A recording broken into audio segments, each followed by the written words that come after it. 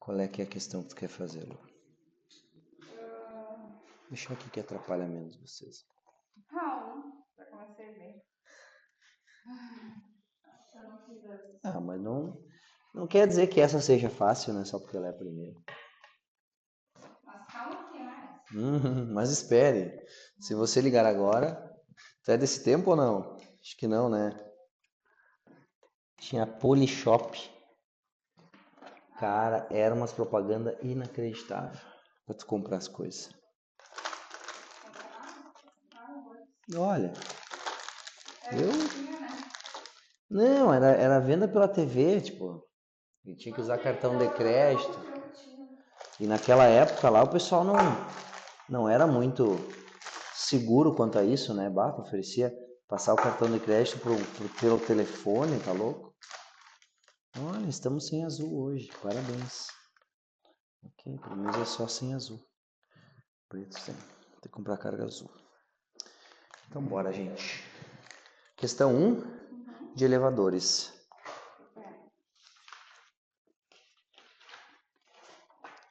Ah, mais uma. Aí. Um corpo de massa igual a 10 kg está próximo à superfície da Terra, onde a aceleração da gravidade pode ser considerada constante de módulo 10 metros por segundo ao quadrado se uma medida do módulo do seu peso realizada por meio de um dinamômetro acusar um valor de 80, pode-se afirmar que o corpo está. Olha só. Quando falar que tem um dinamômetro, questão 1, né? A gente vai pensar assim, ó. Tem um dinamômetro, uma corda, e aí aqui está o corpo. A gente já sabe qual é que é o peso do corpo, né? Ele falou que a massa do corpo é 10 kg, então o peso dele é quanto? 100 newtons, beleza. Então eu vou desenhar para baixo aqui o peso dele que vale 100 newtons.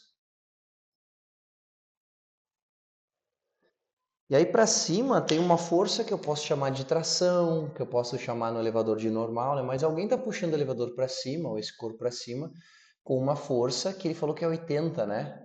Essa é a indicação no dinamômetro, tração, enfim. Quando isso acontece, tem duas forças atuando sobre esse corpo e a resultante delas aponta para onde?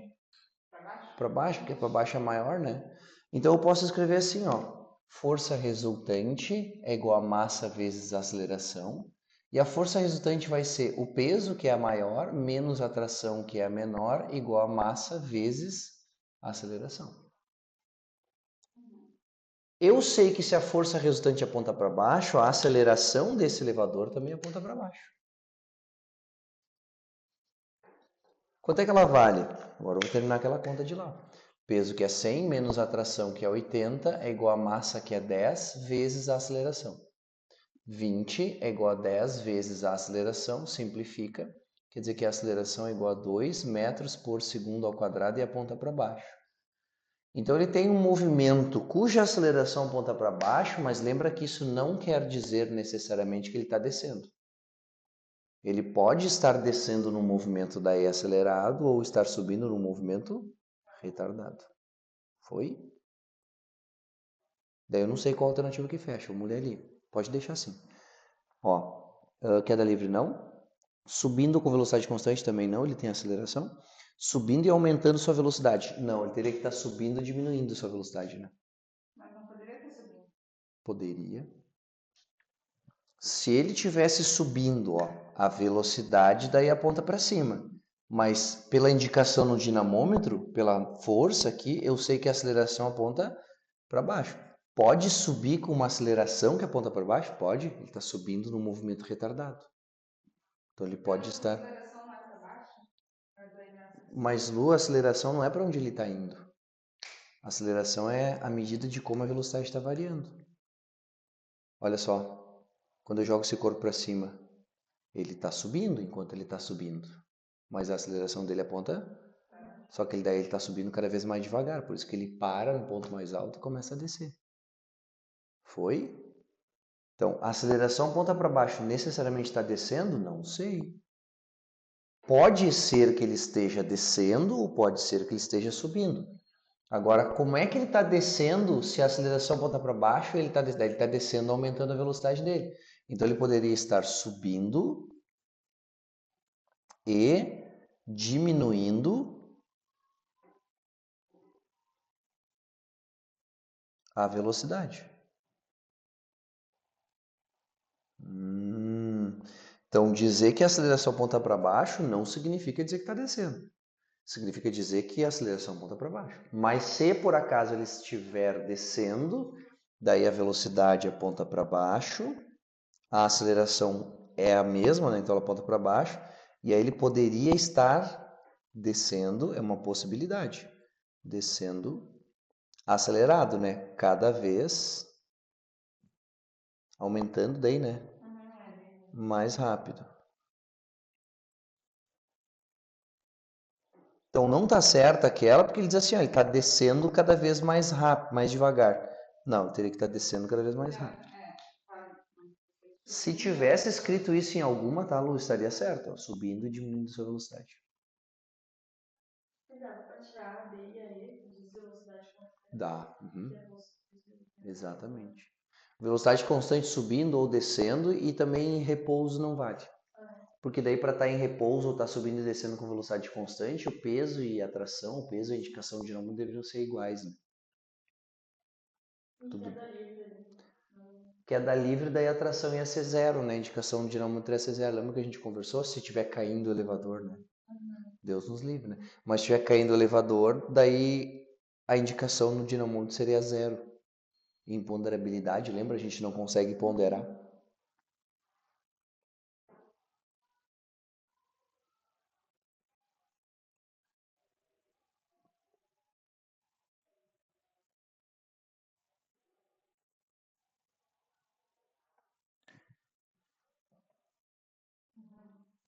Foi? Qual mais? Eu tenho outras, mas acho que mas Vamos. eu não quero atrapalhar também. Eu acho que não atrapalha, tá, Lu? Eu acho que é melhor do que depois. Essa aqui. A 9, questão 9, então, da página 3. Vou fazer um desenho aqui e eu já volto a ler, tá? Vamos fazer, daí tu compara, né? Aqui estamos rodando. Um corpo está pendurado aqui e outro corpo que está apoiado aqui. Tá. Aí ele fala assim: um corpo de massa 8 kg é colocado sobre uma superfície horizontal completamente lisa, quer dizer, não tem atrito daí, né? Preso por um fio ideal a outro corpo de massa 2 kg. Adote G igual a 10 metros ao quadrado e considere ideal a roldana. As trações têm que ser iguais, né? As trações são iguais. Ele disse que o que está apoiado é 8 a massa, né? Esse cara aqui, ó. Vou chamar de A e B, pode ser? Só para a gente não se perder, ó. Massa de A é igual a 8 kg e a massa de B vai ser igual a 2 kg. Daí ele pergunta a tração na corda. A tração no fio tem módulo, ó. Sempre que tiver sistema de bloquinhos e um corpo tiver pendurado, começa desenhando o peso dele, tá? Então, qual é que é o peso do B, já que a massa dele é 2? 20 newtons, perfeito. Então, o peso de B é igual a 20 newtons. E é esses 20 newtons que estão puxando o sistema todo para o precipício. O peso de A está sendo anulado pela normal porque o A está apoiado numa superfície horizontal. Então, normal e peso se anulam. Foi? Então, normal e peso aqui para o A se anulam. E o peso do B está puxando todo mundo. Então eu posso dizer que o peso do B é a força resultante que atua sobre o sistema. Existe a força de tração na corda? Sim, mas eu não uso essa força de tração na corda para calcular qual é que é o valor da aceleração do sistema, porque é uma força interna. Lembra? Força interna não causa aceleração. Não, mas diz que é normal e peso vão se anular. Mas normal e peso nunca se anulam. Ação e reação nunca se anulam. Normal e peso, ninguém nunca disse isso. Normal e peso podem se anular na situação em que o corpo está no plano horizontal, eles vão ter mesmos módulos. Ah, não, aqui não tem. Não tem ninguém segurando o ar. Essa força. Não, se tivesse atrito, sim. Tipo, não é o peso que impede de deslizar, é o atrito. Que a gente acha que não falou ainda de atrito, né? É. Mas não tem. Então, assim, ó, é o atrito que impede de deslizar. A gente tem uma impressão de que é, né? Porque daí, assim, ó, quando a gente puxa para cima, é mais fácil deslizar, né? Mas é porque está diminuindo a compressão entre as superfícies, né? Daí o atrito diminui. Não existe. É. Mas quando tiver, daí tu usa ela. Então a tração eu não vou usar para calcular a aceleração. O peso de A e a normal de A se anulam. Olha aqui, ó, podia até desenhar. Peso de A, que aponta para baixo, e a normal que o plano exerce sobre A, que aponta para cima, que está NA. Essas duas forças se anulam, nesse caso. Se tivesse atrito, daí ia ter uma força que se opõe à tendência de escorregamento. Acho que é a força que a gente vai trabalhar hoje, inclusive. Então, pode ser 20 mil. A resultante, sim. Aí a gente calcula a aceleração do sistema com essa força resultante, ó. Força resultante sobre o sistema de blocos é igual à massa do sistema de blocos vezes a aceleração de quem? Do sistema de blocos. A força resultante, quem é responsável pela aceleração do sistema, é só o peso de B. Então vou colocar aqui, ó, peso de B, E as massas vai somar. somar massa de A mais massa de B vezes a aceleração. A gente fica chateado quando erra, né? Mas faz parte do aprendizado, né? O que tu diz pra tua filha quando ela erra? Faz parte. Ela erra demais. Né? Isso aí é um pouco falta de experiência e tá tudo bem. Tu vai ganhar experiência errando, né? Então o peso de B é 20, a massa de A é 2 não, 8. 8 mais 2 vezes a aceleração. 20 é igual a 10 vezes a aceleração, quer dizer que a aceleração é igual a 2 metros por segundo ao quadrado. Agora que eu tenho aceleração e eu sei que para os dois corpos a aceleração aponta para a direita, a aceleração para o A, desculpa, para a direita e para o B para baixo, aí eu posso escrever segundo a lei de Newton ou para o A ou para o B. Vamos fazer para os dois. No A é um pouco mais fácil, por quê? Porque no A só tem a força de tração causando aceleração, né? O peso de A e a normal de A se anulam, e aí quem causa aceleração no bloco A é só a tração. Então eu posso aqui embaixo, ó, o bloquinho A. Como é que fica a segunda lei de Newton para o bloco A? A força resultante sobre o bloco A é igual à massa do bloco A vezes a aceleração do bloco A. Qual é que é a força resultante sobre o bloco A se peso e normal se anulam e tem a tração puxando o bloco A para a direita? A força não, é a tração, não sei quanto é. 20 está puxando o sistema todo, tá, Lu? A gente vai descobrir a tração agora. Então a única força que está acelerando o A para a direita é a tração. Tração igual a massa do A vezes a aceleração. Tração vai ser igual a massa do A, que é... Quanto é que era? 8 vezes a aceleração, que eu calculei que ser 2. Quer dizer que a tração é igual a 16 newtons. Ó, a força peso do B não está aplicada direto no A, tá? Quem está aplicada direto no A, quando a gente isola o bloco A, olha, suja, só para o bloco A vai ser a tração. A gente poderia ter feito essa conta pelo bloco B também, né? É menos simples a conta, mas tem que dar o mesmo resultado. Como é que ficaria se fosse o bloco B? Vou fazer aqui, ó. Força resultante sobre o B é igual a massa do B agora vezes a sua aceleração. Agora, olha só para o B, esquece o resto. Ó. O B tem o peso de B para baixo e a tração para cima, e a aceleração do B aponta para onde? Para baixo. Então, quem é que ganha? Peso de B ou tração? Peso de B. Então, vou escrever aqui na força resultante, ó, força maior, que é o peso de B, menos a tração, que eu vou fingir que eu não sei, né? Porque agora eu já sei, igual a massa de B vezes a aceleração. Peso de B é 20, essa eu conheço, menos a tração, igual a massa de B, que é 2, vezes a aceleração, que é 2. Passa a tração para a direita, fica positiva, é igual a 20 menos 2 vezes 2, que é 4. Quanto é que dá 20 menos 4? Também é 16. Então, se eu tiver um sistema de bloquinhos e eu quiser calcular a aceleração, primeiro eu calculo a segunda lei de Newton para o sistema todo, para calcular a aceleração. Achei a aceleração do sistema, encontrei o valor dessa aceleração, daí eu vou isolar os bloquinhos, daí vai aparecer a tração na corda. Sempre assim. Tudo bem, Lu? E tu, Jade? Não tinha feito? Não, Tá. Tirei Tirei que deu apago. Quando tu tira a foto, eu dou uma biqueadinha. Uma água.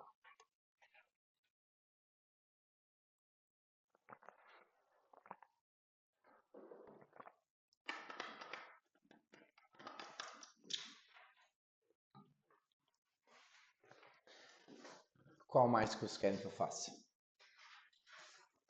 Eu acho que semana que vem, segundo coach. Tá tudo bem. Tá. E aí a última força que a gente viu foi a força de tração, acho, né? Foi sistema de blocos.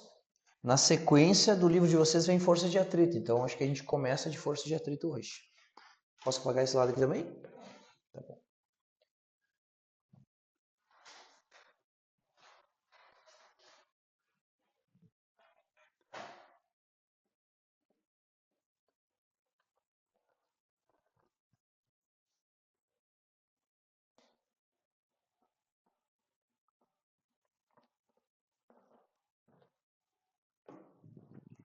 Tá bom, então vamos ver uma força nova hoje. Das forças notáveis, a força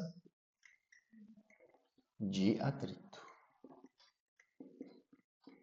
Que a gente vai chamar de FAT, né? Ó, força de atrito. Primeiro eu vou botar uma definição qualitativa, que a gente não vai fazer cálculo já, né? Vai fazer cálculo depois. O que é a força de atrito? Se eu pudesse explicar assim, sem usar fórmula, né? O que é uma força de atrito?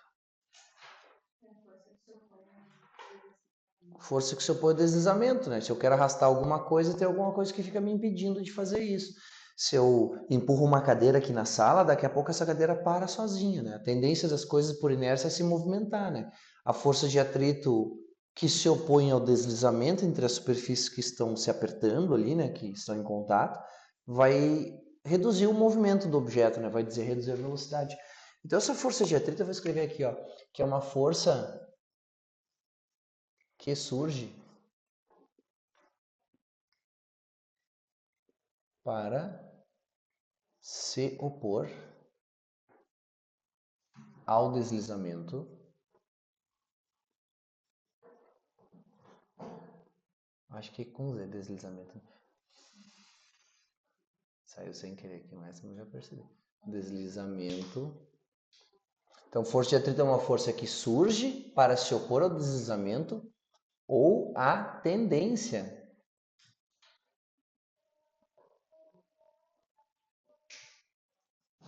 de deslizamento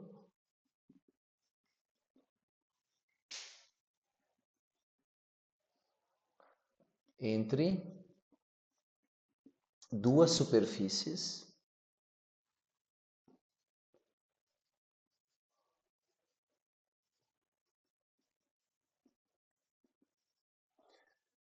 que se apoiam. Então, quando tiver deslizamento ou a tendência de deslizamento entre duas superfícies que estão se apoiando, vai haver uma força que se opõe a essa tendência. Então, se por acaso eu tenho aqui, ó, um plano horizontal, aqui está o chão, pode ser o chão dessa sala, e aí sobre o chão dessa sala a gente apoia uma caixa.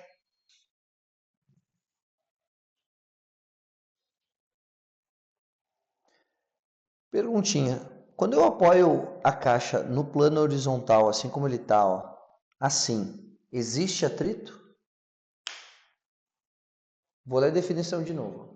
Força de atrito é uma força que surge para se opor ao deslizamento ou à tendência de deslizamento entre duas superfícies que estão se apoiando, né? Que se apoiam.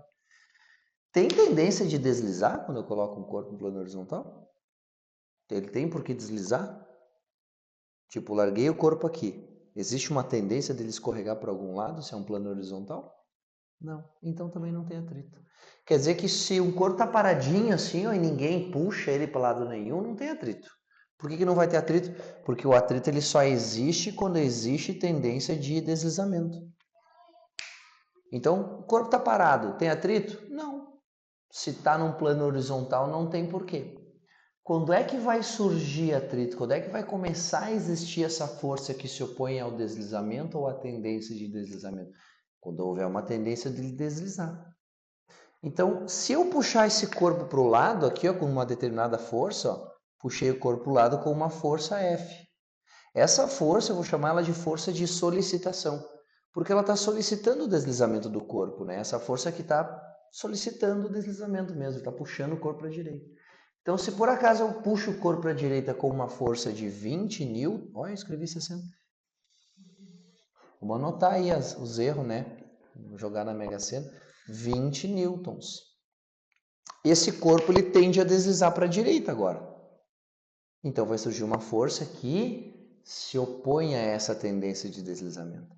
Então, a partir do momento que existe a tendência de deslizar, vai haver o atrito e, se esse corpo tende a deslizar para a direita, sobre ele vai atuar uma força de atrito que puxa para a esquerda. Tem que ser oposta ao deslizamento.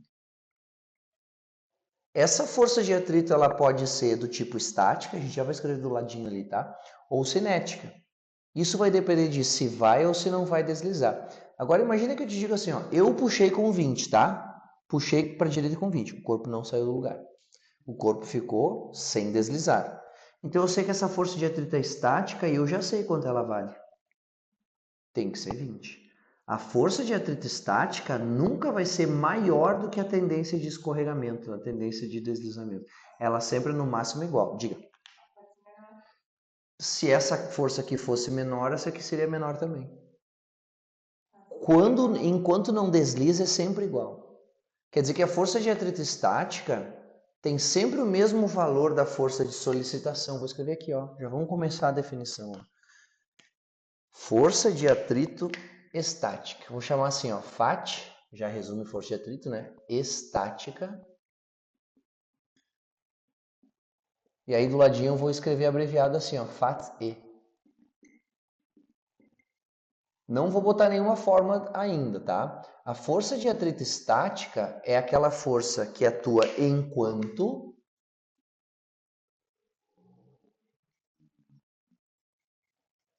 ainda não há deslizamento.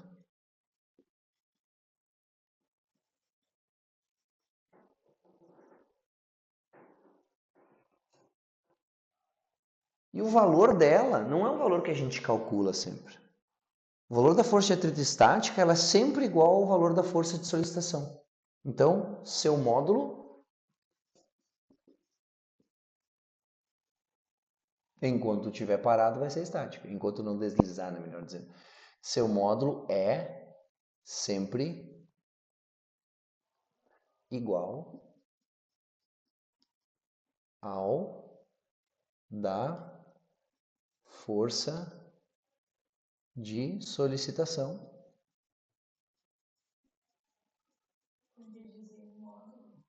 É a intensidade, né, o valor. Pode não dizer módulo, mas que tu entenda que o quanto vale a força, né? Eu acho que foi o meu, né? O quanto vale a força vai ser sempre igual ao valor da força de solicitação.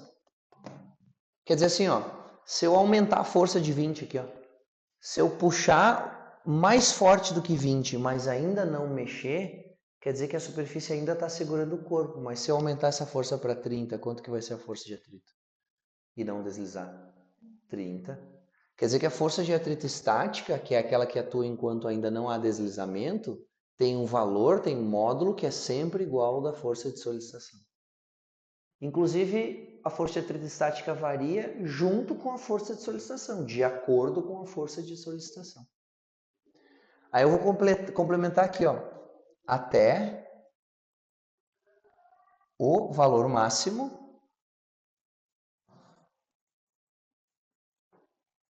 D. A força de atrito estática tem um valor máximo. É esse valor máximo que nós calculamos. Quando tu calcula a força de atrito estática, tu está calculando o valor máximo dela pela fórmula, pela equação, né? Força de atrito estática máxima. Vocês vão perceber que eu sempre escrevo tudo isso aqui, ó. Força de atrito estática máxima é igual a normal vezes o μ estático. Depois eu vou dar um exemplo de questão com vocês, tá? Mas não uma questão, uma questão inventadinha aqui para a gente fazer passo a passo. Quem que é esse N aqui? Esse N é a força normal, é a compressão entre as superfícies. Por que a força de atrito depende da compressão entre as superfícies? Agora eu quero que vocês olhem para o quadro. Sei que vocês têm interesse em copiar, posso esperar também um pouquinho. Mas tem uma coisa para entender aqui que vai fazer bastante diferença mais tarde, tá? A gente olha para duas superfícies e por mais lisas que elas aparentem, por mais polidas que elas pareçam ser, se a gente analisar no detalhe aqui, ó, vou pegar um detalhezinho, estou aumentando, ó. Vocês entendem o que eu estou fazendo aqui? Eu estou desenhando aquilo lá aumentado. Se a gente analisar no detalhe o contato entre as duas superfícies, a superfície de cima, ela não é lisa, ela é toda rugosa. Ela é toda irregular. Juro para vocês, se vocês pegarem um microscópio, mais tarde vocês vão ter acesso a uns microscópios bem foda lá na faculdade. Peguem a gilete que vocês usam para tirar pelo. Não, na verdade, bota no microscópio. Tu vai te apavorar, é um serrote. No microscópio, qualquer lâmina, por mais afiada que seja, é um serrote. Porque tu tem irregularidade nas desligações entre os átomos. Não tem como tu lixar isso aqui e afiar. Por mais que seja uma, como é que diz assim, a ligação cristalina ali que forma os cristais, vai ter uma pontinha, né, entre duas moléculas, entre dois átomos. Então, aí já estão pensando no microscópio eletrônico, mas no microscópio óptico mesmo, tu já vai perceber que a superfície de cima, que é a verde, ela é bem rugosa, né, ela é bem irregular, e a superfície de baixo também ela tem irregularidades. E essa superfície de baixo, por ter irregularidades, com a superfície de cima tem um encaixe.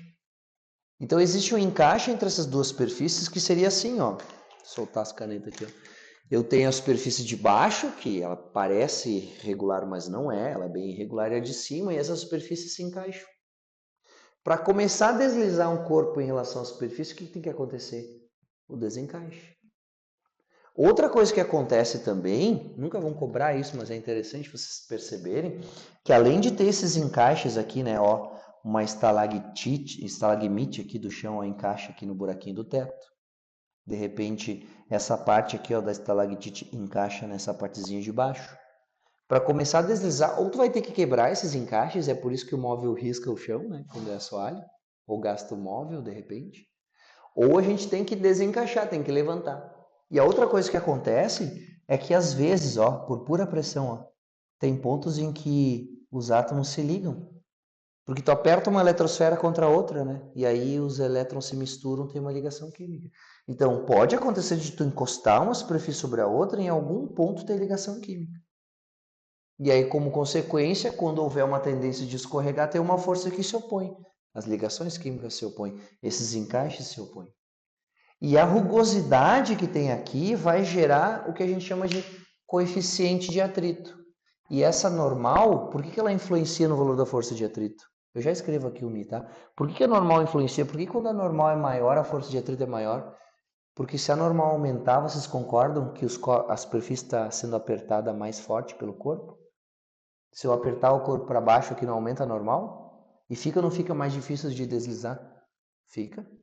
Porque ao me apoiar sobre o corpo, a força normal aumenta e eu encaixo mais uma superfície na outra. Se eu encaixo mais uma superfície na outra, fica mais difícil de deslizar. Então a força de atrito entre duas superfícies tem a ver com a normal, né? A força de atrito estática máxima, que é o valor quando eu calculo pela equação, né? Depende da normal e depende desse cara aqui, ó. Esse cara aqui, o Mi, né? Letra grega Mi, é o coeficiente de atrito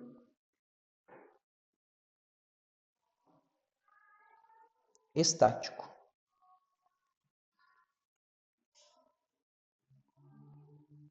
Do que depende o coeficiente de atrito estático entre duas superfícies? Da rugosidade, de quais são os materiais que compõem a superfície. Quer dizer que cada par de superfícies pode ter um coeficiente de atrito. Mesmo sendo, o chão é de madeira e esse corpo é de alumínio. Mesmo sendo o chão e a madeira e o corpo de alumínio, podem ter mais do que um coeficiente de atrito, dependendo do grau de polimento, né? Da rugosidade da superfície. Onde que no nosso corpo tem um coeficiente de atrito bem grande? Na ponta dos dedos. Também a gente tem a impressão digital no pé e a gente tem a impressão digital na mão. Tem no pé a impressão digital, né? Para quê, né? Para identificar o pé. Vai que tu dá um tiro em alguém usando o pé, né? A gente não evoluiu, gente, para ter impressão digital para ser identificado. Para que a gente tem impressão digital? Para pegar as coisas com uma eficiência maior. Se vocês fizerem assim com uma caneta de vocês, ó, gente, façam assim, deixa a caneta assim, ó. Olha como tu não precisa fazer força nenhuma para segurar a caneta, tu praticamente não aperta ela. Por quê? Porque tem um coeficiente de atrito muito grande na tua impressão digital. Ele serve para a gente ter uma habilidade motora mais fina e mais eficiente. Inclusive, olha só, como é que acontece com criança pequena? Tenta lembrar da tua filha, Lu. Quando é bebê, tu bota a criança no chão, em 30 segundos a criança tira as meias. Tu bota as meias de volta, mais uns 30 segundos ela tira as meias. Por que a criança tira tantas meias? Porque a impressão digital que tem embaixo do pé é o que traciona. Então, se ela quer sair do lugar, ela precisa dos pés. A meia atrapalha. O que ela faz automaticamente? Tira. Ela se livra da meia. Daí vai o adulto lá, bota de novo. Daqui a pouco a criança está irritada, né? Isso, claro, né? Daqui a pouco mãe, pai, vô ali quer, tipo, não, vai gripar, né? Porque bota na pé descalço sempre é calça. isso, né? É o resfriado, aquele é baixa imunidade, né? Gasta energia, gripe não se pega pelos pés, né? Todo mundo sabe disso, mas, né? Doença de vias aéreas, né? Ninguém respira pelo pé, então. Mas a criança ela vive tirando as meias porque agarra mais, porque dá mais estabilidade. Tu anda de meia, eu não sei vocês, tá? Mas eu já tenho medo de andar de meia. Eu tô chegando numa idade que se eu cair talvez quebre alguma coisa, né? Então é melhor garantir, né?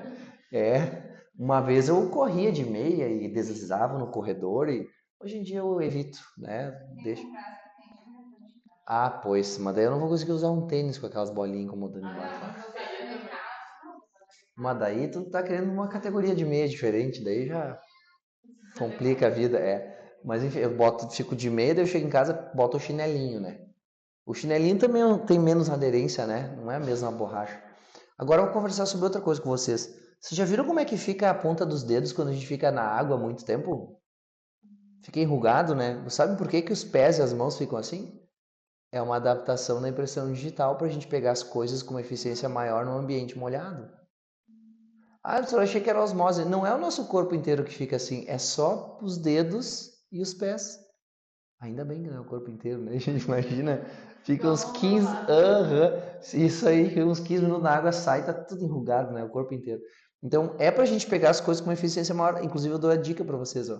Vai começar a lavar louça, começa pelas coisas que não quebram, tipo talher, tipo as coisas de plástico, tipo as panelas. Por quê? Porque a chance de tu deixar escorregar alguma coisa no início da louça é muito maior do que no final. Porque no final tua mão já se adaptou ao ambiente úmido. Tu vai pegar qualquer coisa, mesmo ensaboada, com uma eficiência maior do que no início da louça. Taças nunca lava do início. Deixa pro final. Porque taça, ela é frágil, né? Qualquer batidinha, então tu não pode escorregar da tua mão, né? Porque se é uma xícara, aquela xicrona, ela escorregou, tu quase bate nela para baixo para pegar ela e quebra o chão, né? Mas não vai quebrar se bater na pia. Agora uma taça, encostar e quebrou. Então deixa para lavar no final. Tu vai ter uma eficiência maior. Não tô dizendo que não vai quebrar, porque isso aí tem a ver com a monguiça do cidadão também, né? Mas em geral é mais difícil. Então o coeficiente de atrito é o que faz ser maior ou menor o atrito. E o atrito não é o vilão, tá, gente? Sem atrito a gente não pega as coisas. Sem atrito, o negócio que prende o cabelo não ia prender o cabelo. Sem atrito, vocês não iam conseguir escrever no papel. Sem atrito, vocês não iam sair do lugar, gente, porque eu preciso empurrar o chão e o atrito impede que o meu pé deslize. No final das contas, o chão me empurra para frente. Aí eu puxo esse corpo, voltando aqui, não pensando mais tão qualitativamente, né? Quantitativamente. Puxei com 20, não deslizou, então o atrito se chama estático. A força de atrito estática nessa situação, ela só vale 20, não é maior do que 20. Se por acaso eu aumentar essa força para 30 e o corpo ainda não deslizar, a força de atrito estática ainda passou a ser 30. Quer dizer que a força de atrito estático é uma força que a superfície faz sobre o objeto e vai aumentando, mantendo o corpo em repouso. Só que existe um valor de força de atrito estática máxima. Imagine que eu tenha feito essa conta, tá? Normal aqui, massa vezes gravidade, vezes o coeficiente de atrito estático entre essas duas superfícies, e eu achei 30. Quer dizer que agora que eu estou puxando com 30, esse corpo aqui está na iminência de escorregar. Tipo, mais um pouquinho ele vai escorregar. E se eu puxar com mais de 30, o corpo começa a deslizar. Quando ele começa a deslizar, essa força de atrito não vai mais ser estática. Ela vai passar a ser cinética. E essa força de atrito cinética, ela, ao contrário da estática, ela atua quando já estiver deslizando E o valor dela não é igual à força de solicitação, o valor dela é um valor que a gente vai calcular sempre.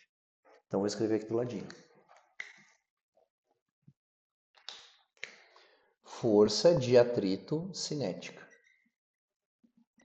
Ainda bem que a gente veio hoje, né? Porque daí já pensou se corre o risco de não dar hoje e semana que vem na quinta é feriado, né? De repente é Corpus Christi. Tem feriadão. Tem feira. Ai, sério? Ah, eu ia combinar com você de repente a gente fazer essa aula sexta. Mas a gente pode ir na outra semana, né? Não sei. Não, eu não quero estragar o feriadão de vocês, né? Na outra sexta eu vou ter aula de universal. Ah, tu tem isso aí na sexta-feira, né? É verdade. Tá. Ou de repente a gente vem. É que eu não quero fazer 2 aulas seguidas com vocês. Não que a gente precise recuperar essa aula. Eu tô dizendo assim, também todos os feriados não precisa fazer. Tá caindo um monte de feriado na quinta, né? E a nossa aula é sempre quinta, então. Força de atrito cinética, eu escrevo aqui, ó. FAT cinética. Essa força de atrito, então, é uma força que atua quando já estiver deslizando. Atua. Mas eu, pelo menos, não vou viajar, eu prefiro fazer os viajados, né? Porque daí não fica. Não tem, tipo, não vai ter a sobrecarga da aula da manhã, não é isso aqui. Você vai fazer lá, já tá sua mente. Ou assim, uns querem fazer sexta de manhã, então, também. Às vezes vocês não querem, né? Porque, então quero dormir até mais tarde, já que não vai ter aula, não sei. Tô dizendo que de repente é uma possibilidade. Mas a gente pode fazer, tipo, não precisa da manhã, fazer umas 10 horas. Não, claro, não, tá certo, né, Lu? Vamos ver se tem disponibilidade de sala, né? Mas a gente conversa no grupo lá, tá? Eu pesquiso com o pessoal aqui. Então, atua quando já estiver deslizando. E o seu módulo é constante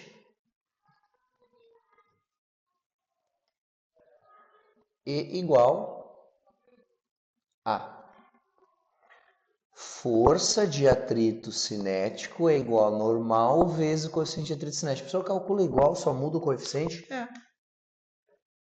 Para o mesmo par de superfícies, existe um coeficiente de atrito estático e existe um coeficiente de atrito cinético. Vou escrever o nome desse cara aqui do ladinho, para poupar o espaço aqui embaixo, porque aqui embaixo vem a relação entre o coeficiente de atrito estático e o coeficiente de atrito cinético. Então, coeficiente de atrito cinético.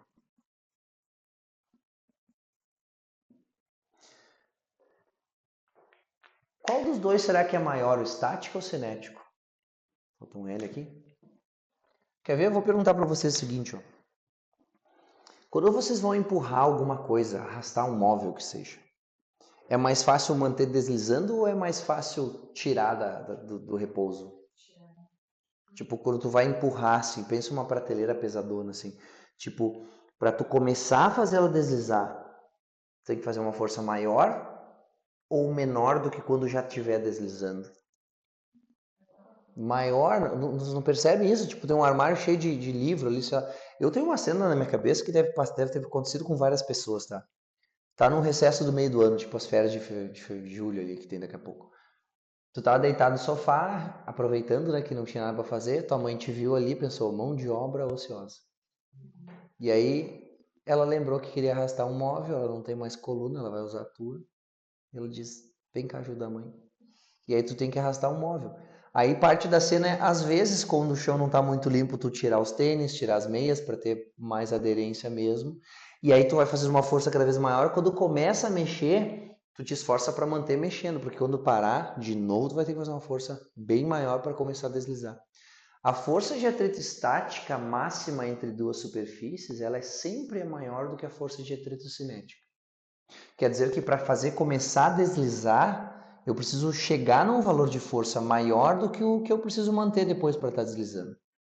Quer dizer então que a força de atrito estática máxima, FAT estática máxima, é sempre maior para um mesmo par de superfícies de uma mesma normal, né? Maior do que a força de atrito cinética. Por que isso é verdade? Porque o coeficiente de atrito estático entre duas superfícies sempre é maior do que o mesmo coeficiente de atrito cinético entre as duas mesmas superfícies. Não existe limite de valor para o coeficiente de atrito, tá, gente? Com certeza ele pode ser maior do que 1. Mas sempre o cinético é menor do que o estático. Isso é verdade sempre. O coeficiente de atrito cinético é sempre menor do que o coeficiente de atrito estático. Quer dizer que depois que eu superar o valor da força de atrito estática máxima, esse corpo começa a deslizar e o atrito diminui. Ele fica um pouquinho menor, mas ele se mantém constante com o tempo depois. Tudo bem? Quero mostrar um exemplo de questão de atrito para vocês, tá? Então eu vou colocar ali no primeiro quadrinho um exemplo. Pode tirar uma foto. Bom que tu tira a foto, eu tomo água. Como é difícil tomar água no inverno, né, gente? Meu Deus. E tipo assim, a água no verão é uma coisa que tu toma com prazer, né? No inverno, tu queria mesmo um chocolate quente.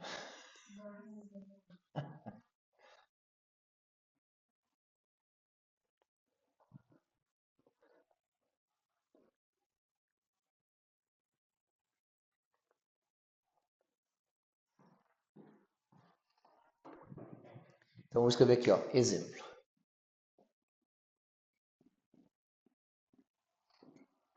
De como pensar numa questão de atrito, tá? Vou desenhar um corpo que está apoiado sobre uma superfície. Aí vou dizer que esse corpo tem uma massa de 10 kg, tudo númerozinho para ficar fácil as contas, tá? A massa do corpo, então, é 10 kg. O coeficiente de atrito estático entre essas duas superfícies é 0,5 e o coeficiente de atrito cinético entre essas duas superfícies é 0,3. Aí a questão vai te dizer isso e vai te dizer, quando esse corpo, né, é tracionado, é solicitado horizontalmente por uma força cujo módulo é igual a 40 newtons, qual é o valor da força de atrito entre o bloco e a superfície? Essa é a pergunta.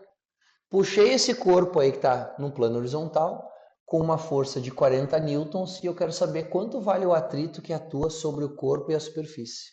A primeira pergunta que você tem que se fazer é a seguinte: será que vai deslizar ou será que não vai? O que eu preciso fazer para descobrir se vai deslizar? Eu tenho que descobrir qual é que é o valor da força de atrito estática máxima. Porque eu estou puxando esse corpo para a direita, eu estou solicitando ele para a direita. Então, se ele tende a deslizar para a direita, existe uma força de atrito que atua para a esquerda. A força de atrito sempre se opõe ao deslizamento. Aqui está a força de atrito. Só que eu não sei o valor da força de atrito estática máxima, então eu não posso afirmar se essa força de 40 vai fazer deslizar ou não. Porque isso vai me dizer qual é que é o atrito. Se fizer deslizar, o atrito é cinético, é uma conta. Se não fizer deslizar, cuida, tá? A força de atrito estática vai ser igual a 40. Então, como é que eu faço para descobrir se vai deslizar ou não? Eu vou ver se os 40 vencem ou não vencem da força de atrito estática máxima. Então, essa é a primeira conta que a gente vai fazer. Vou fazer a conta, vou calcular o valor da força de atrito estática máxima. Eu só calculo a estática máxima, tá? A estática outra não é de calcular. Normal vezes o coeficiente de atrito estático. Força de atrito estática máxima. Qual é que é a normal aqui, gente, será? Se a massa é 10, quanto é que é o peso? 100. E a normal aqui? 100 também, porque é o plano horizontal, né? Então, eu vou escrever aqui, ó. Normal é 100 vezes o μ, que é 0,5, estático, né? Quer dizer que a força de atrito estática máxima é igual a 50 newtons. Responde para mim. Vai deslizar quando eu puxar ele com 40? Não. Eu não venci da força de atrito estática máxima, esse corpo não desliza. Se ele não desliza, eu já sei que a força de atrito vai ser estática. Quanto é que ela vale, então, nessa situação? Só 40. Até aqui foi? Para que eu fiz aquela conta? Para saber se ia deslizar. Para saber qual é que é o limite. Quando é que o corpo vai deslizar? Quando eu superar aquela força de 50. Se eu puxei com 40, não vai deslizar. Então é atrito estático e o atrito estático nunca é maior do que a força de solicitação. No máximo vai manter esse corpo parado. Eu quero que vocês entendam por que a força de atrito estática não pode ser maior que a força de solicitação. Tu entende que se eu dissesse que é 40 a força de atrito estática para a esquerda, esse corpo deveria ter uma aceleração para a esquerda? Tipo, a força de atrito estática eu calculei é 50, então é 50 para cá. Peraí, mas eu vou puxar ele para a direita e o corpo vai acelerar para a esquerda? Isso nunca vai acontecer, né? Quer dizer que o valor da força de atrito é só o valor que a superfície precisa fazer para que não deslize. E esse valor vai evoluir junto com a força de solicitação. Quer dizer, então, que se eu aumentar essa força de solicitação para 45 newtons, o que vai acontecer com a força de atrito estática?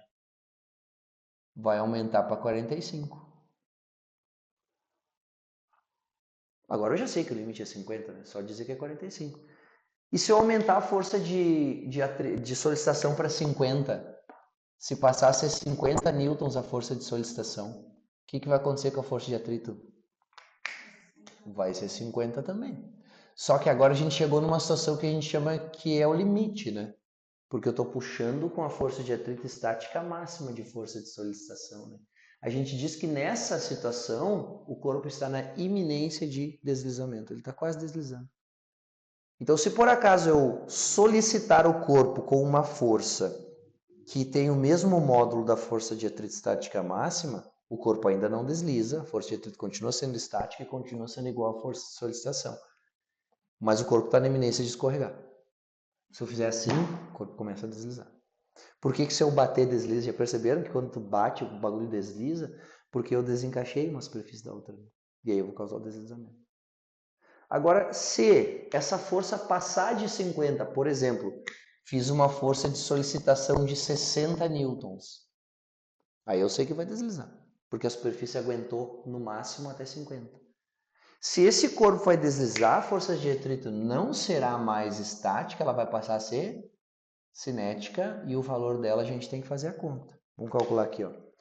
Essa é a estática máxima, né? Força de atrito cinética igual a normal vezes o μ cinético. Força de atrito cinética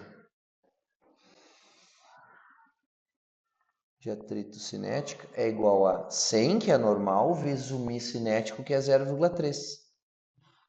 Quer dizer que a força de atrito cinética vale 30 newtons. Quer dizer que agora a força de atrito, contrária ao deslizamento, é de 30 newtons.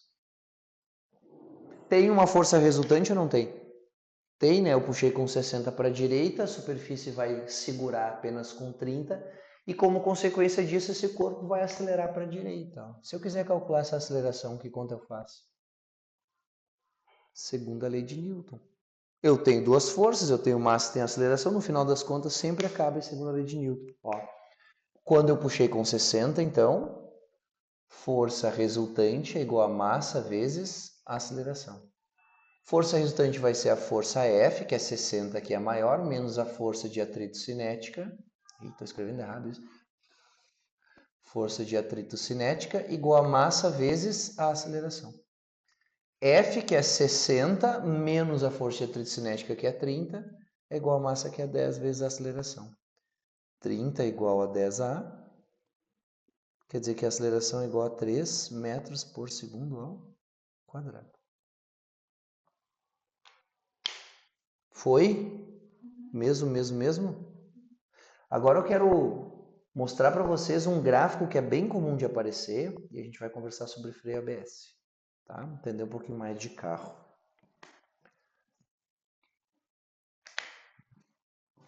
Ah, e depois tem questões também, né? Daí a gente erra, tem dúvida, aquela coisa toda. Tá. Aí depois de força de atrito, tem força elástica, que é bem rapidinho, e depois tem força centrípeta, que não é tão rapidinho assim.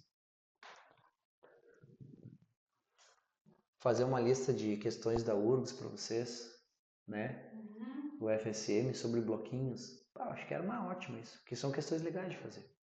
Não são questões difíceis. Gráfico.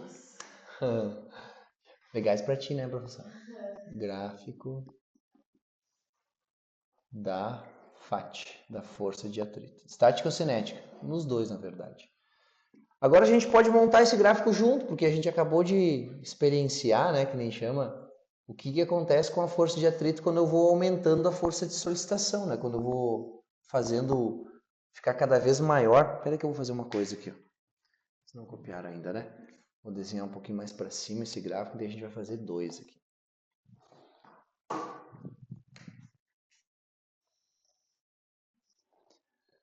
Força de atrito em newtons em função da força de solicitação em newtons. Força de solicitação ou tendência de deslizamento, né? Bom, quando eu fiz uma força de 30 aqui, e eu calculei que a estática máxima era 50, quanto é que era a força de atrito estática na situação? Se eu fiz uma força de 30, era 30. Eu fiz uma força de 40, era 40. Quando eu fiz uma força de 50, 50. Quer dizer que, enquanto o corpo não desliza, a força de atrito vai ter o mesmo valor da força de solicitação sempre. Ó, 10, 10, 20, 20, 30, 30... Até o máximo, vou dizer que o 50 é aqui, ó, até 50 newtons, a força de atrito estática foi não maior do que a força de solicitação, mas sempre igual. Sempre o mesmo valor. Quer dizer que a força de atrito é estática e ela é igual à força de solicitação, igualzinho até o máximo que a gente calcula por normal vezes μ. O valor da força de atrito estática máxima. Quando a força de solicitação superou a força de atrito estática máxima, isso aqui não continua aumentando. O que aconteceu com a força de atrito? Ela diminuiu para 30. Quer dizer que houve uma redução na força de atrito. Ela decaiu para 30 aqui, ó, e depois ela passou a ser constante. Esse valor aqui, ó, de força de atrito é o valor da força de atrito cinética. Força de atrito cinética. Esse é o gráfico da força de atrito. A força de atrito ela vai aumentando junto com a força de solicitação e aí quando começar a deslizar, decai a força e ela passa a ser cinética. Foi? Agora a gente vai conversar sobre o freio ABS e a gente vai entender como é que funciona o freio ABS e a gente vai refazer esse gráfico pensando como seria se fosse o freio ABS. Você sabe como é que funciona o freio do carro? Vou começar aqui, ó. Freio ABS. Já tem ideia de como é que o carro freia? Freio ABS. Qualquer resposta aqui serve. Tu tem alguma ideia de como é que o carro freia? Pisa no pedal do freio, beleza. Mas o que isso faz com o carro? Quando a gente pisa no pedal do freio, tu dirige? Já ou não? Não? Tá. Já dirigiu alguma vez? Tá. Já pisou no freio, né? Tá. Quando tu pisa no pedal do freio, que é para ser o do meio aqui, né? Tu pisa quando não é automático, né? Quando é automático, daí é o esquerdo, é que seria o do meio, né? Mas enfim, quando tu pisa no pedal do freio, um sistema hidráulico faz com que lá na roda uma pinça aperte o disco que está conectado à roda. Tem o disco de freio. Aí quando tu aperta o pedal do freio, essa máquina hidráulica que a gente vai ver lá no princípio de Pascal, na hidrostática, segura o disco que está passando aqui no meio. Ó, tem um disquinho aqui, ó, que está em contato com a roda e essa pinça aperta, impede de deslizar. Ao segurar a roda, olha só, quando o carro está andando, se eu aperto o freio, segura o disco que está girando junto com a roda e aí impede a roda de rodar, de girar. O que isso vai fazer em relação ao asfalto? Uma tendência de deslizar, concordam? Se eu segurar a roda e fazer ela parar de girar, como o carro tem inércia, eu vou gerar uma tendência de escorregar a roda. E essa tendência de deslizamento vai gerar o que a gente chama de atrito. Só que aí se eu segurar demais a roda, olha só, a tendência de escorregar vai ser muito grande. E aí eu não vou conseguir manter sem deslizar. O que vai acontecer? O pneu vai começar a deslizar. Se eu travar a roda, que é frear com muito receio, de repente frear muito brusco, né? Se eu travar a roda, o que vai acontecer é que eu passei do limite que eu podia de tendência de deslizamento, passo do valor da força de atrito estática máxima e o carro começa a deslizar. Se ele começa a deslizar as rodas, duas coisas acontecem. Primeiro, que a força de atrito que atua sobre o pneu fica menor. Se a força de atrito que atua sobre o pneu fica menor, a força que está freando o carro é menor do que se o pneu não deslizasse e ficasse próximo do limite. Só que quando a gente freia para evitar um acidente, a gente está assustado, ninguém freia devagar. Todo mundo finca o pé no freio. Só que se tu finca o pé no freio, trava a roda. Se trava a roda, desliza. Se desliza, o atrito é cinético, menor do que o estático máximo. Então a frenagem mais efetiva não é travando as rodas, é deixar a roda quase no limite de deslizamento. E é para isso que o ABS serve. Esse ABS, né, é o acrônimo de Anti-Lock Brake System. Vou escrever aqui, ó. Anti-lock, que lock é travar, né? Anti-lock brake, faltou um R aqui, brake system. Tá aqui o ABS, ó. Anti-lock brake system. O que esse ABS faz? Ele impede o travamento das rodas. Quando ele impede o travamento das rodas e mantém no limite de deslizar, a gente está usando a força de atrito estática praticamente igual à máxima, e aí o carro vai frear na menor distância possível. Como é que o ABS faz isso? Eu te explico, tá? Nunca vão perguntar, mas para vocês entenderem quando acontecer uma frenagem com ABS, vocês perceberem isso. E tem outra coisa que acontece com o carro que tem ABS na chuva, quando o pneu está meio liso, quando o asfalto está muito liso, às vezes para ele porque parece que o freio não está funcionando, mas é o ABS. Quando tu pisa com tudo no freio, tem um sensor na roda, que vai dizer quando a roda para de girar. Se tu pisar demais no freio, quando travar as rodas, quando a roda vai parar de girar, esse sensor indica que está freando demais e solta o freio. Tu pode pisar no pedal do freio com a força que tu quiser, não vai travar a roda. O sensor manda, o módulo do ABS começa a controlar o freio por ti. Aí o que o módulo ABS faz? Manda segurar até que vai parar de rodar o disco e solta. Aperta até vai quase parar de rodar, vai começar a deslizar e solta. Por isso quando freia com o ABS parece que o carro treme. Ele faz assim. Por que ele freia intermitente, né? Ele freia e solta, numa frequência muito mais rápida que a gente poderia fazer com o pé. Ah, eu faço com o pé, não, né? Meu Deus, um bebê atravessando, peraí. Ninguém vai fazer isso. Tu vai pisar com tudo, vai se pendurar no volante, vai, pelo amor de Deus, não atropela. O ABS, ele sequestra o controle do freio, ele freia, solta, freio, solta, freio, solta, freio, solta, e com o ABS, a partir daqui, ó, quando ele chegar no limite de deslizar, ele vai soltar. E aí ele aperta de novo até o limite de deslizar e solta. Ele aperta até o limite de deslizar e solta. Ele aperta até o limite de deslizar e solta. Quer dizer que o gráfico da força de atrito com o ABS, ele é desse aqui, ó. Vou fazer uma setinha aqui, ó.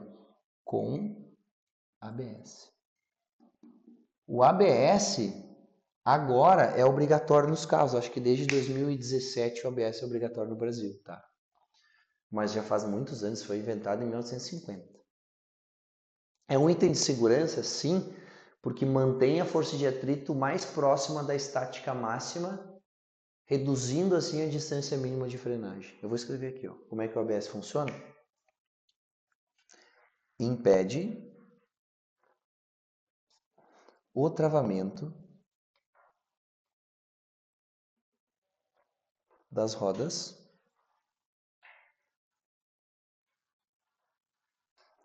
mantendo o atrito entre o pneu e o chão, o pneu e o chão o mais próximo possível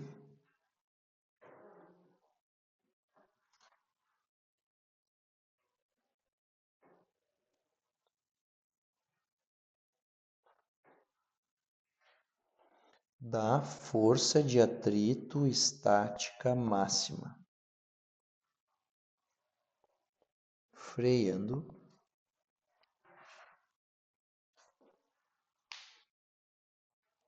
na menor distância possível.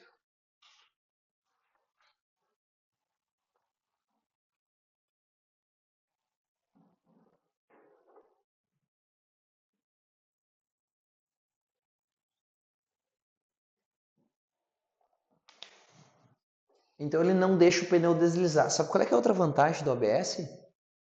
Tu tá freando no máximo que pode e tu ainda consegue dirigir o carro. Tu não perde o controle do veículo. Porque quando a roda trava, tu gira o volante, a roda até gira, só que o carro não vai para onde a roda está virada, porque já está deslizando, ele vai seguir em linha reta. Então quando tu está com o pneu travado, mesmo que tu gire o volante para os lados, o carro vai seguir em linha reta por inércia, ele já está deslizando. Agora se o pneu roda sem deslizar, né, se ele está rolando sobre a superfície, ele vai direcionar o carro mesmo que tu esteja freando. Então mantém a dirigibilidade, né? Então tu consegue desviar de alguma coisa enquanto está freando. Se tu frear e travar as rodas sem ABS, tu não consegue mais desviar. É muito menos seguro. E quando tá chovendo, não sei se alguém já passou por isso, mas pode ser que passe e vai entender melhor por que aconteceu. Se tu tá descendo, por exemplo, uma rua que é de calçamento. Calçamento é mais liso quando tá chovendo, né, do que o asfalto. Oi? O centro de Santa Maria. E algumas cidades do interior, né? Tem umas cidades que alguns lugares em cidades do interior que é um sabão, né? Mas enfim, Rio Grande do Sul, Rio Grande do Sul. Tem cidades que as pessoas andam a cavalo ainda, né? Já foram para Alegrete? Alegrete tu vai no mercado e tem um negócio para eles amarrar o cavalo no mercado. Sim. Eu fui lá visitar minha prima uma vez e perguntei o que é esse negócio? É para amarrar os cavalos. Eu falei, como assim, cara? Os caras vêm no mercado a cavalo. É um meio de transporte ainda. Exatamente. E ainda ele come as gramas do quem não precisa cortar a grama daí. Mas voltando. O que eu falo? Ah, sim. Nessa rua de calçamento que é lisa, às vezes dá a impressão de que o freio não está funcionando. Tu pisa no freio e parece que o carro não freia. E na verdade quem está fazendo isso é o ABS. Porque como é liso, o carro ia travar as rodas facilmente, né? Porque se está liso é mais fácil travar as rodas. Para tu não perder a dirigibilidade, o ABS impede que as rodas travem, te dá a sensação de que não está freando, mas tu consegue deslizar. E ele está no limite de frenagem. Imagina uma ladeira de calçamento. Tu tem que fazer um zigue-zague, tá descendo e tá freando. O que acontece se travar as rodas? Tu não faz mais curva nenhuma, né? Tu segue reto e vai bater em alguma coisa. Nessa aula sempre surge essa pergunta, né? Professor, o que faz quando aquaplana? Sinal da cruz. A ideia é não aquaplanar. Quando aquaplanar, tu faz o quê? Nada. Espera o carro, que vai ser rápido, tá? Espera o carro descer da lâmina d'água e aí tu corrige o curso dele se precisar. Mas o ideal é, tô na estrada, percebo ali que fica aquela ondulaçãozinha do pneu do caminhão, que é onde acumula mais água, fica fora desse trilho que tem água. E se tu perceber na reta que o carro está perdendo tração, é porque ele está subindo em cima da lâmina d'água. Ou porque é muita água, ou porque o pneu está careca, ou as duas coisas. Reduz a velocidade. Reduz a velocidade para tu não subir mais em cima da lâmina d'água, porque ali é sem aderência nenhuma. E quando tu aquaplanar, de repente fazendo uma curva, assim, é difícil fazer isso, tá? Mas não faz nada. Tipo, não pisa no freio. As pessoas se assustam, as pessoas giram o volante. Só que daí quando o carro cai fora da lâmina d'água com o volante atravessado, a roda está atravessada, ela sai deslizando. Se tu pisa no freio, tu trava a roda. Quando a roda cai de cima da lâmina d'água, tu vai deslizar no asfalto e vai perder o controle do carro. Então, primeiro, percebi que estou perdendo tração porque tem muita água na pista, cara. O pneu careca, enfim, tira o pé, vai mais devagar. 80 km por hora é impossível aquaplanar. 80 km por hora é impossível tu aquaplanar. Então, 150 é um pouco mais fácil. Tu pode andar atrás de um caminhão, tá? Porque caminhão dificilmente vai aquaplanar, porque ele pesa demais, né? Não vai subir em cima de uma lâmina d'água. E ele tira a água desse, né? Então não fica acumulada para ti. Atrás do caminhão dificilmente tu vai aquaplanar, mesmo numa curva. Agora, oi? Se aquaplanar também tu vai pra baixo do caminhão. Não, mas não tem. Não tem como tu aquaplanar porque não tem água. E assim, ó, tu tá indo na mesma velocidade que ele, né? Se tu aquaplanar, tu perde tração, tu não vai aumentar a tua velocidade, a não ser que seja numa descida, tá? Mas, assim, ó, real atrás do caminhão é impossível tu aquaplanar. Reduz a velocidade e quando parar de chover ou tiver melhor a pista, tu vai aumentando a velocidade e sentindo o carro, né? Tudo é uma questão de estar atento, né? Dirigir em estrada, gente, assim, ó, não dá pra fazer nenhuma outra coisa. E se tu estiver conversando com alguém que é natural, né, não olha para a pessoa enquanto tu conversa, né, porque às vezes tu vai perder uma fração de tempo importante ali, só virando a cara para perceber que tem uma coisa na tua frente.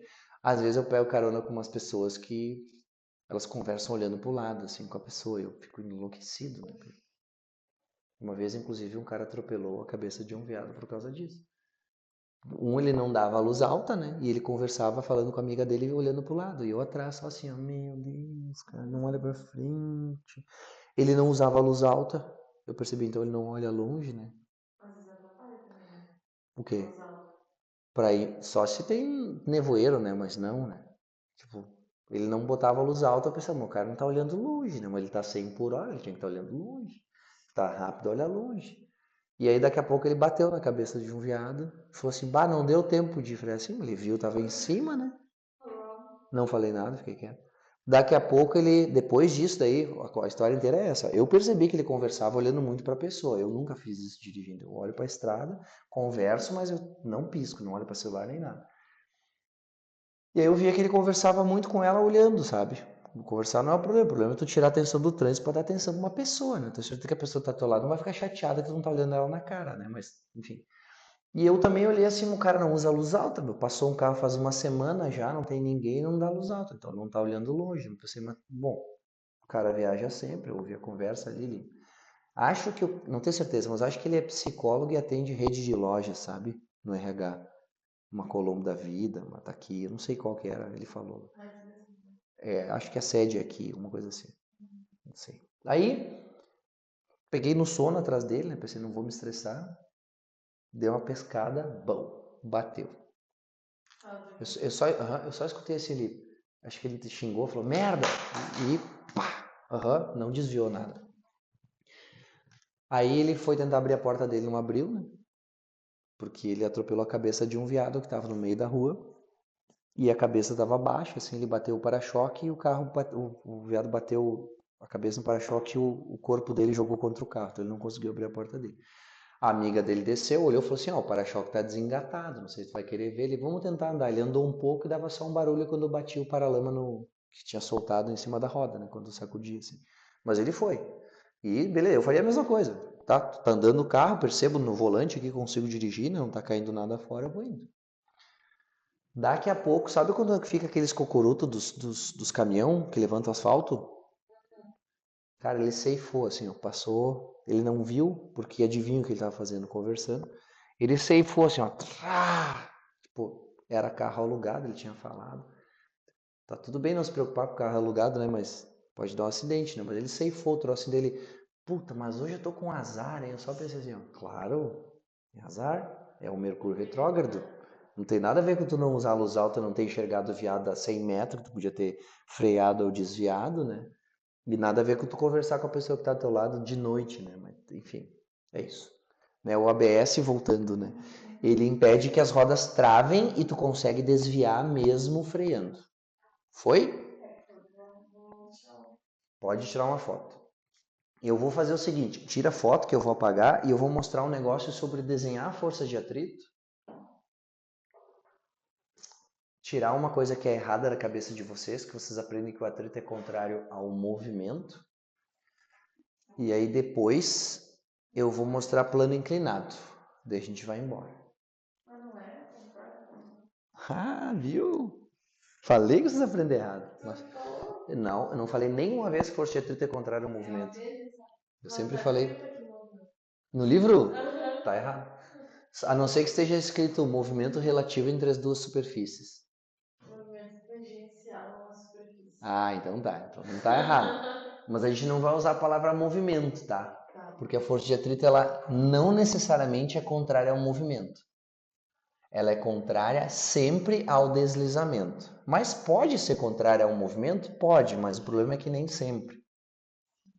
O que a força de atrito sempre é? Contrária ao deslizamento. E tem questões do Enem que te pedem para desenhar a força de atrito. Como assim questão que pede desenho, professor? Não, ela pergunta como é que é e tu tem que descrever verbalmente como ficaria a força de atrito. Então vou escrever aqui, ó. Desenho da força de atrito.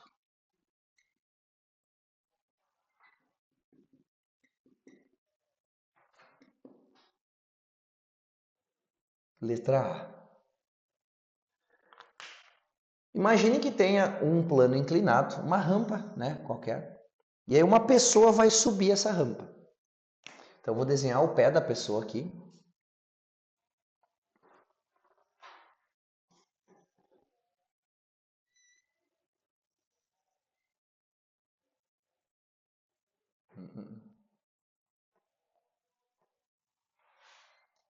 Nossa, é muito bom meu desenho. Olha só. Pega qualquer criatura da terceira série e desenha melhor que eu, né? Mas tá valendo. Como? Aquela mesma conversa. Eita! E também nem cai longe quase, né? Essa borracha foi... A borracha foi até Niederauer, mais ou menos. Tá aqui o pé. Aqui a perna da pessoa, né? E aí a questão do Enem perguntava assim, ó. Não tinha um desenho, tá? Era uma questão só escrita assim, ó. Uma pessoa sobe uma rampa e aí pedia como é que é o desenho, né? Como é que é a força de atrito que a rampa exerce sobre o pé. Aí eu quero que vocês sempre pensem assim, ó. Para onde que deslizaria? Qual é que é o sentido de deslizamento? Se a pessoa está subindo a rampa, o pé dela, se não tivesse atrito, deslizaria para onde? Para trás, para baixo, rampa abaixo aqui, né? Ó, eu vou escrever, ó. Esse é o sentido do possível deslizamento. Possível deslizamento.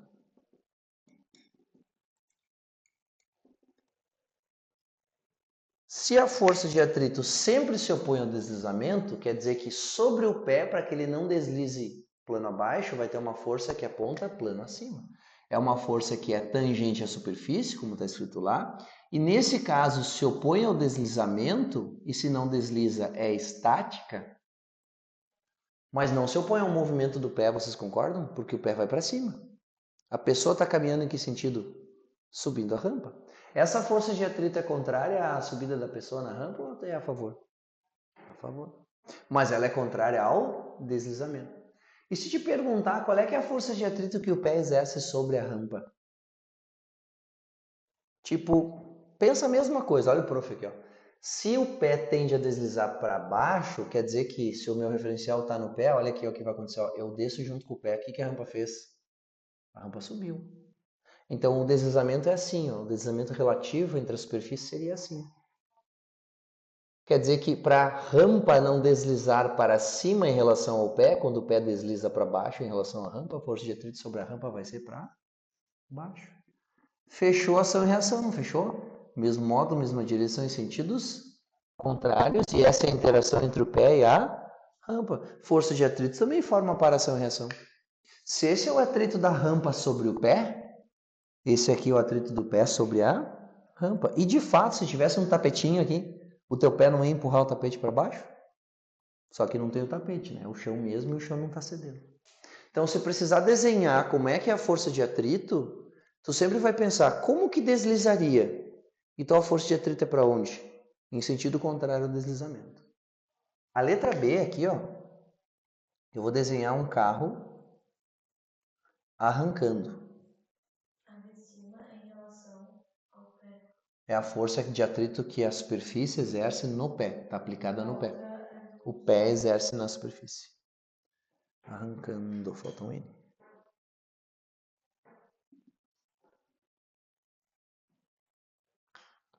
Daí eu vou desenhar e narrar o que é o desenho, né? Para todo mundo entender meu desenho. Esse aqui é o asfalto. Vou desenhar o pneu do carro. Pneu é abreviativo de pneumático, né? Sabiam disso? O nome certo é pneumático. Meu Deus, o pneu ficou muito ruim. Tá, desenha assim. Ele fica meio amassadinho no chão mesmo. O que vai aparecer isso eu não sei, mas vou desenhar aqui a frente do carro, ó.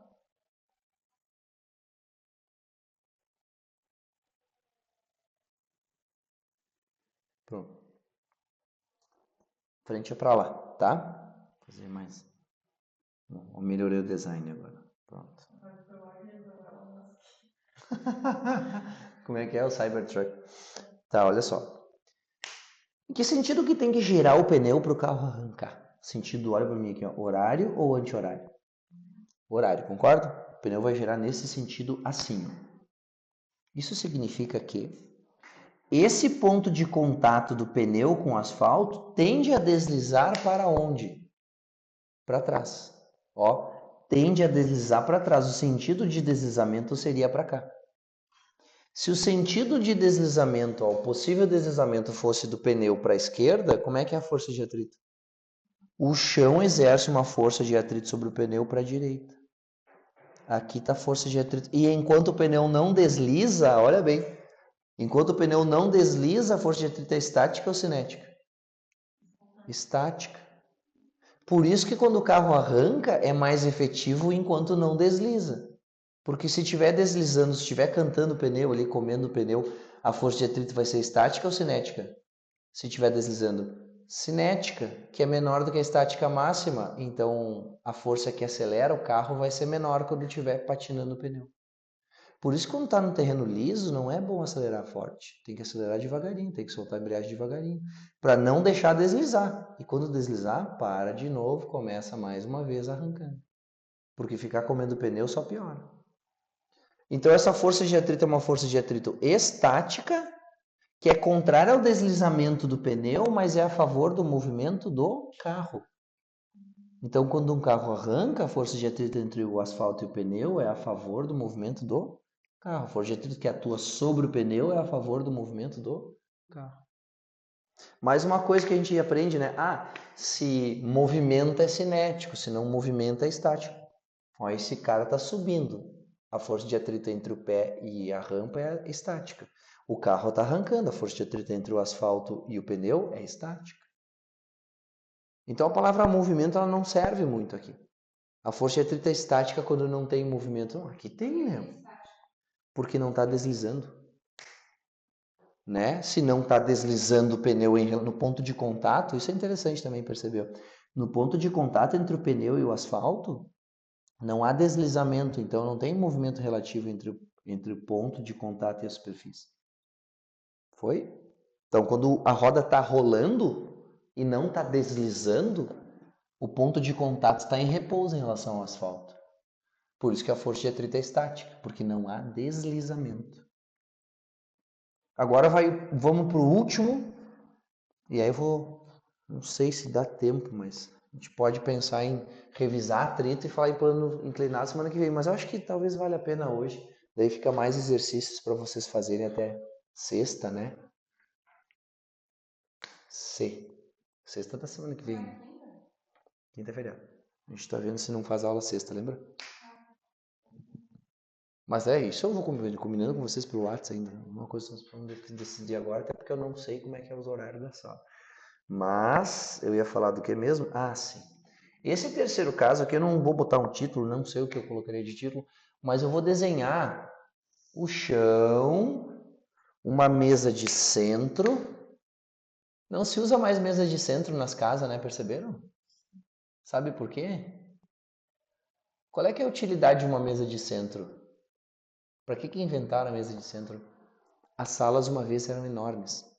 Aí tu colocava sofá e ficava sobrando espaço. Então, para não ficar tão vazio a sala, assim, tu botava um negócio que era a mesa de centro, supostamente para colocar o controle da TV, alguma coisa de revista, comida. O controle da TV, ele vai sempre no mesmo lugar, né? O meio do sofá.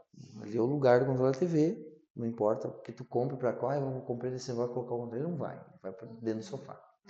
Mas a mesa de centro ela serviu para isso. A mesa de centro perdeu utilidade porque ela mais atrapalha do que ajuda agora. Não tem mais espaço. Tu bota uma mesa de centro, vai ficar chutando ela. Agora é mesa de canto. Tipo, tem 2 sofás, para não ficar um bagulho vazio, tu bota um abajur, ou tu bota uma mesa e um abajur em cima, que é mais esperto, né? Porque daí tu pode botar ali a comida, né? Enfim. Tá. Ou qualquer outra coisa, né? O controle, inclusive, é um dos lugares. Mas, antigamente tinha mesinha de centro. Para mim, lembra a casa da minha avó, foi a última vez que eu fui. E na mesa de centro da avó tem sempre um paninho de crochê em cima, que em geral é a avó que faz. Então aqui tá o paninho de crochê. É aquele paninho assim, ó, se é a avó mãe do teu pai, né, a sogra, tua mãe olha o paninho e a tua mãe não gostou, porque tua mãe não gosta dessas coisas. Mas ela olha o paninho e diz assim, nossa, que lindo esse paninho, só pra avó ficar orgulhosa e falar assim, foi eu que fiz. Só que tua mãe dá um tiro no pé, porque a tua avó faz um pra ela daí. Isso, e a tua avó ainda diz onde que ela quer ver. É pra tu colocar naquele balcão na tua cozinha lá. E daí tua mãe diz, vai ficar lindo. Ela vai dizer assim, meu Deus, não combina com nada. Daí quando tua avó vai visitar, tua mãe tira da gaveta e bota o paninho ali em cima. Se a avó vai de surpresa, tua mãe mente que tá pra lavar. E a tua avó sabe disso. O que ela faz? Outro paninho. Quando estiver lavando, pode usar isso aqui. Mas tá ali o paninho em cima da mesa de centro. E em cima da mesa de centro tem uma bombonière. Sabe o que é uma bombonière? Bombonière é um negócio que bota bombom dentro, né? Na casa da minha avó tinha uma bombonière enorme em cima da mesa de centro, em cima do paninho aquele. E ela sempre dizia que era uma bombonière que ela tinha ganhado de fulano de tal que já tinha morrido no casamento dela. Então tá aqui a bombonera. Fazer um... Isso. Calma que eu já completo o desenho. Aí o que tinha na bombonera? Bombom, né? A gente não desenha nada, julga. Ó. Não, eu não me considero um bom desenhista, tá? Real, assim, não. Outras coisas sim, mas isso aqui não. Tá bom. Eu me considero. Ai, tu tá debochando, né? Por favor. Não briguem, não fala mal do desenho da colega. Não consegue nem fazer o bloquinho que ele realizou. Ó, peraí. Aí na casa da minha avó tinha bombom na bombonera. Nós ia visitar, nós se entupia de chocolate. E aí o chocolate estava lá enquanto a gente estava. A gente ia embora, a avó tirava o chocolate. Por quê? Porque senão o vô comia tudo. E o vô não pode porque o vô tem diabetes. Não é? Acho que eu conheço a voz de todo mundo. Tá aqui a bombonera, né, em cima do paninho, e aí tu já comeu 18 chocolates, mas é óbvio que tu vai aproveitar para comer mais, porque tem e porque a avó deixa, né? E se a mãe fala que não é para comer, a avó diz, deixa que ele tá na minha casa. Só pra tua mãe ficar putaça. Daí tu vai pegar o 19º bombom depois de comer 18, só que tu já tá meio assim, ó, babando marrom. Tá saindo até quando os lacrimeja assistindo TV, sai marrom, assim, de tanto cacau que já ingeriu. E tu não alcança na bombonera. Daí tu vai puxar pelo paninho. Quando a gente puxa pelo paninho, vou botar tua mão aqui, ó, puxando pelo paninho. Uma patinha de gato aqui puxando. Tu sabe que não pode puxar o paninho muito rápido, né? Por quê? Porque pode ser que a bombonera não venha junto, né? Ela pode cair, ela pode deslizar em relação ao paninho e ficar parada, daí tu vai ter que se mexer e levantar real para pegar o bombom. Então tu puxa delicadamente esse paninho e mesmo que a bombonera tenha tendência a ficar parada por inércia, ela vai vir junto com o paninho, porque tem uma força que impede o deslizamento da bombonera em relação ao paninho que coloca a bombonera em movimento. A força de atrito. Porque se eu puxar rapidão, eu estou puxando, fazendo com que, pela inércia desse corpo ficar parado, que ele é pesadão, né, a força de atrito seja cinética, desliza, e aí vai mexer pouco o cara daqui. É que nem aqueles truques de puxar a toalha, sabe? Que o Papa Antigo fez aquele lá. Tu puxa a toalha assim rapidão e o bagulho fica. Por quê? Porque quando tu puxa muito rápido, tu passa da máxima aceleração que tu pode puxar e começa a deslizar e o que está em cima do paninho praticamente não sai do lugar. Tipo, o atrito, calma. Se o paninho tá deslizando embaixo da bombonera, a força de atrito é cinética. E a bombonera acaba não saindo muito do lugar, ela sai, mas bem pouquinho. Se eu puxar devagarinho, não vai haver deslizamento entre a bombonera e o paninho. Quando não tem deslizamento, a força de atrito é estática. Mas vamos desenhar a força de atrito do paninho sobre a bombonera primeiro. Como é que seria se a bombonera deslizasse em relação ao paninho? Ela deslizaria para a esquerda. Presta atenção no prof aqui. Ó. Eu sei que a bombonera ou ela não sai do lugar ou ela vai junto com o paninho. Mas se deslizasse, ela ficando parada, o paninho desliza para a esquerda, para a direita, perdão, em relação ao bombonera, é a mesma coisa que a bombonera deslizar para a esquerda, concordam? Esse é o sentido de deslizamento. Ó. Se não deslizar em relação ao paninho, sim. Ó, deixa ela parada. Deixa ela parada. Puxei o paninho. Ó, o paninho deslizou para a direita em relação ao bombonera, concorda? Agora o meu referencial vai ser o paninho. Ó. Se o meu referencial é o paninho, a bombonera deslizou para onde em relação ao paninho? Para a esquerda. Foi? Então, para que esse deslizamento não aconteça, possível deslizamento. Só que é um deslizamento relativo, né? O deslizamento em relação ao paninho. Quando alguém vem aqui e puxa o paninho para a direita com uma determinada força, o paninho tende a deslizar em relação à bombonera para a direita e a bombonera tem uma tendência de deslizar para a esquerda. Quer dizer que a força de atrito para se opor a essa tendência de escorregamento sobre a bombonera aponta para a direita. É uma força de atrito que, enquanto não desliza, é estática e tem o mesmo sentido de movimento da bombonera. Então, há força de atrito entre o paninho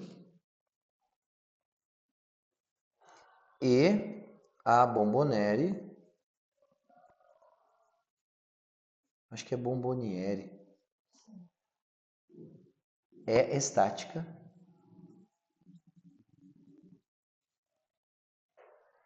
e tem o mesmo sentido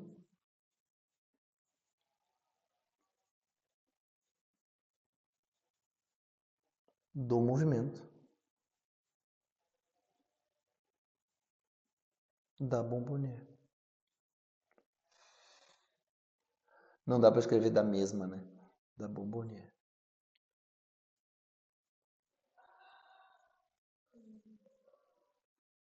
Porque eu acho que o mesmo não pode ser usado com, tipo, certifique-se que o mesmo encontra-se nesse andar, né? Sabia que isso é errado nas placas de elevador, né?